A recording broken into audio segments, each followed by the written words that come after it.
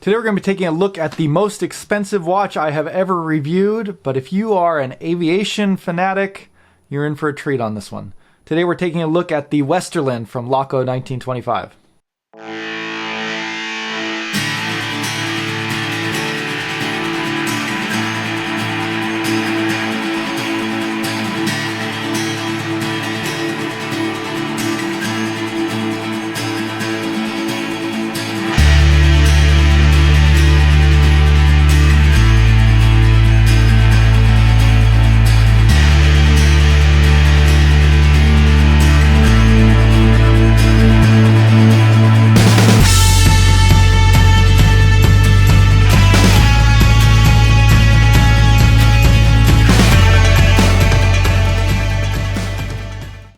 Hey everybody, this is Dave. Welcome back to Just the Watch, and this is kind of part 2 in my Laco series. Last time I looked at the Laco Augsburg, which is from Laco's Pilot's Watch basic line. They're kind of affordable line, and they were kind enough to loan me one of their more expensive models from their Pilot's Watch Originals line, and this one I think retails for around $1,300, around in that price range. Again, making it the most expensive watch I've ever reviewed before, so I was a little nervous giving this one a little try, but I did get to have it on the wrist for a couple days and try it out.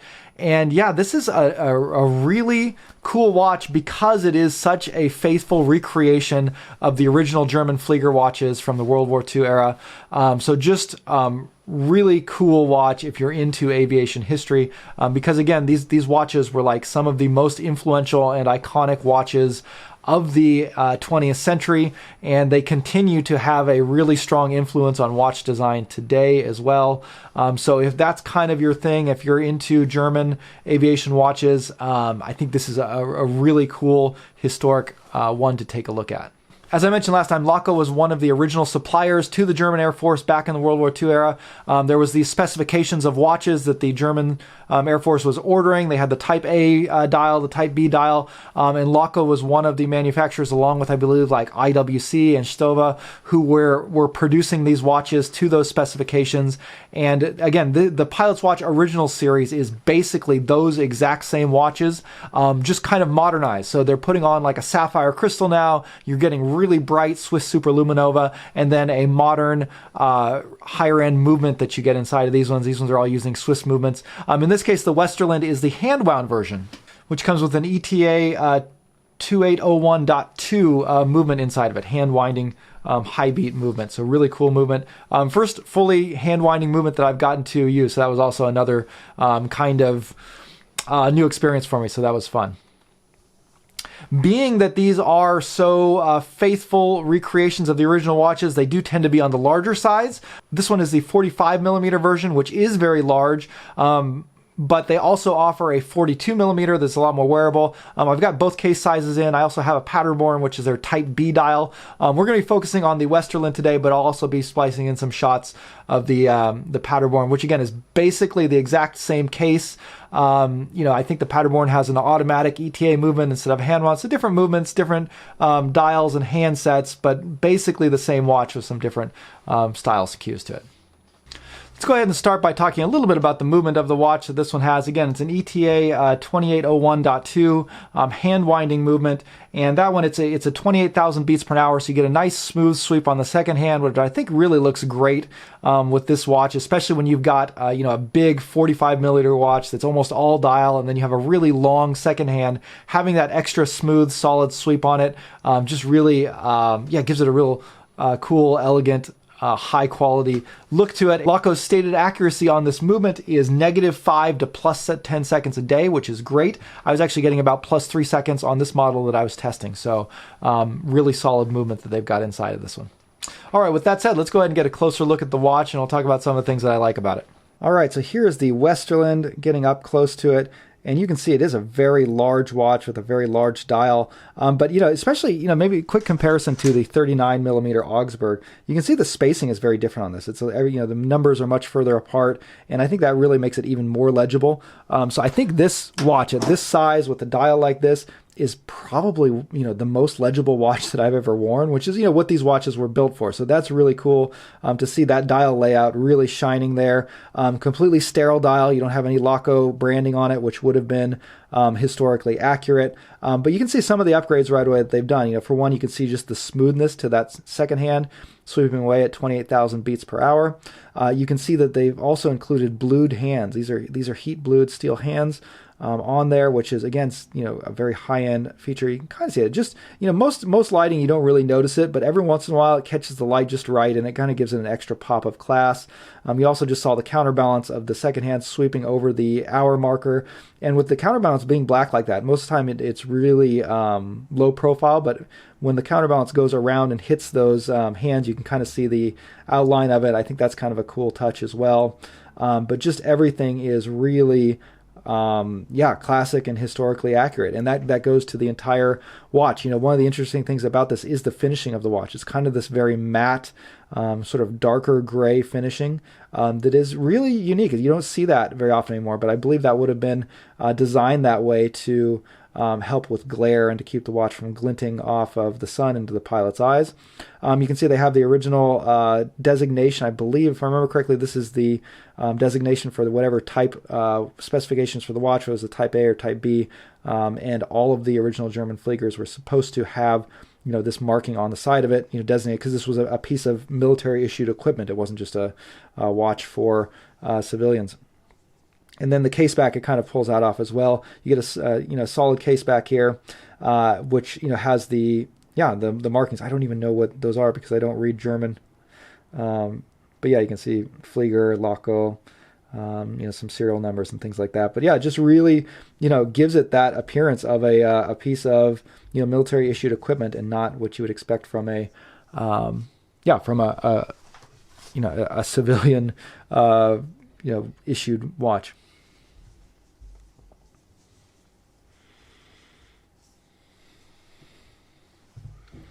The strap is also really cool. It is definitely a higher quality strap than the one that they gave with the Augsburg with the Basics line. It's just a really supple, really nice feeling leather. Again, very thick, very padded. This one being the larger 22 millimeter size. Super comfortable and just really high quality strap. So really cool there with the rivets that they put on the strap as well.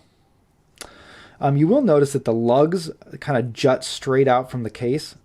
So there's not much curvature there. They kind of just come straight out. And that gives it a really wide lug to lug. And you do get a little bit of overhang. Even on my 7.5 inch wrist, you get a little bit of overhang. But again, this is, going for historical accuracy, and it's, pretty close to what you would have found in the original German Flieger watches that pilots would have worn. The crown also historically accurate as well. Really easy to grab. It's a very large crown, so easy for hand winding, easy to pop it out. It is a hacking movement, and you're getting, all of the ability to synchronize and things.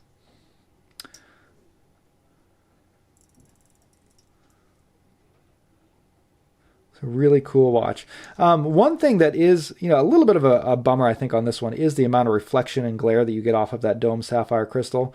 And that does become a little bit of a distraction sometimes, especially outdoors. And you can see in most of the shots as I'm filming this, you do get a lot of reflections there. And that's something that I think is maybe an area where they sort of miss the mark when it comes to historical accuracy. Because again, with legibility being one of the high priorities of these style watches, it's a little bit of a shame that the sapphire crystal has so much reflection coming off of it.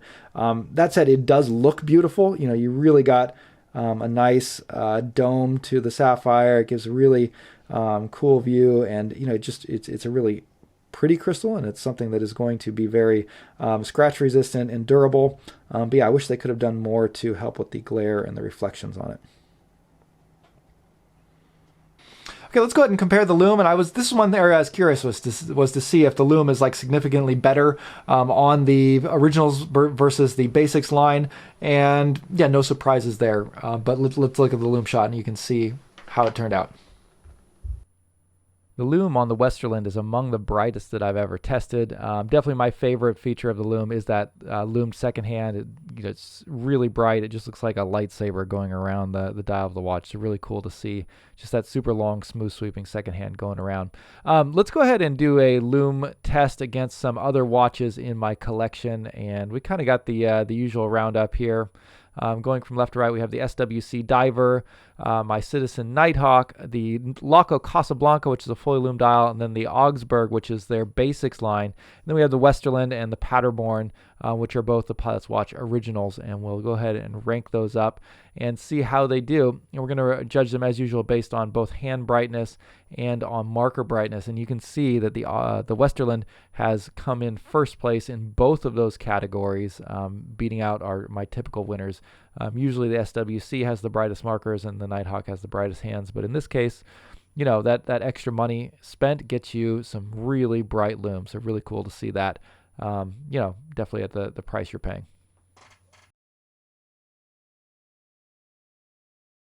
And then let's go ahead and get a size comparison. Again, this one is 45 millimeters, which is very large, and it wears very large because it's very long as well. You got a very long 53 millimeter lug to lug on this one. And again, it's primarily going for historical accuracy, not everyday comfort. And that's kind of the trade-off that you're making here. If you want something that is historically accurate, that looks like something from the original, German Flieger production, this is what you're going to get. But yeah, it kind of wears awkwardly. But the smaller ones, I think, wear a lot better. But anyways, let's check it out and see what it looks like on wrist compared to some of the other watches that Laco offers. So going from left to right, we have the 39 millimeter Augsburg, the 42 millimeter Paderborn, and the 45 millimeter Westerland. Now, 45 millimeters is very true to the original size. Fliegers were originally very large watches, and so if you're going for the historical accuracy on the originals, the 45 I think is definitely the way to go. But if you want a good balance of comfort, I would definitely go with the 42. In the originals case is more my preference. You can see that the lugs do jut out quite a bit, so that's also something to keep in mind here. But yeah, this is kind of how they wear on my wrist. Okay, let's talk the pros and cons of the Westerland. And starting with the pros, I mean, again, it's all about that historical accuracy. This watch, holding in your hand, it feels like you picked up something straight out of the 1940s, and you have one of the original, Flieger watches from that era, which is just so cool. It's cool that it's produced by Laco, so it's from the same heritage and line that they have. That was one of the original manufacturers of the watch. Again, the Laco name has changed hands a number of times since then, but the current Laco manufacturing company they're based in the same part of Germany, and they're doing really faithful recreations and some cool, interesting modern updates. And just overall, I really love the designs that they're putting out. But I really love that they're still doing these kind of originals where they're essentially replicas of the original German Flieger watches. So if you are interested in the aviation history, I think this is about as close as you can get to owning an original Flieger without actually, going through the headache of, trying to track one down from that era. Also in the pros is the build quality and the components. Even though this is a replica watch, they've upgraded the internals. They put a sapphire crystal on it, excellent lume, just great finishing all around. So it's a really high quality watch as well. Cons, I think the size and the wearability is a con, but again, that's part of the charm as well. So like they're going again for historical accuracy here, and that's one of the trade-offs that you make. But it does wear kind of awkwardly, especially at this 45 millimeter size. It's a big watch. It's got a lot of presence, and yeah, it really exudes that German Flieger heritage. But if you're looking for like an easy to wear everyday watch that fits comfortably on the wrist, if that's more your concern, this might not be where you want to go. And in fact, I think the Pilot's Watch basic line, which costs a lot less than this one, is actually more comfortable on the wrist because they use a more modern case design that's built more for comfort than going for historical accuracy. Other than that, I think that's the only real con I would have for it. The cost is significant, especially for someone like me who's into more affordable pieces. This is definitely, moving into the Grail watch territory for me, and something that I typically would not be able to get my hands on. So I was really happy that Laco allowed me to borrow this to try it out. But again, if you are interested in that heritage and that history, it comes with a cost, and I think the cost is worth it for what you're getting. But yeah, that's where it is with there. So I don't think it's an overpriced watch. I think you're definitely getting your money's worth with it. But it is a significant investment if you're interested in this kind of thing. So with all that said, big thanks to Laco for letting me borrow this watch and try it out. And I hope you guys enjoyed the watch and the series. Let me know what you guys thought of these watches. Which one was your favorite that we looked at? I think I'm going to try and do a comparison video as well and try and do some, just quick direct comparisons, of the watches to sort of round this out. But that will wrap up part 2 of our Laco special. Thanks for sticking around, and we'll see you guys next time.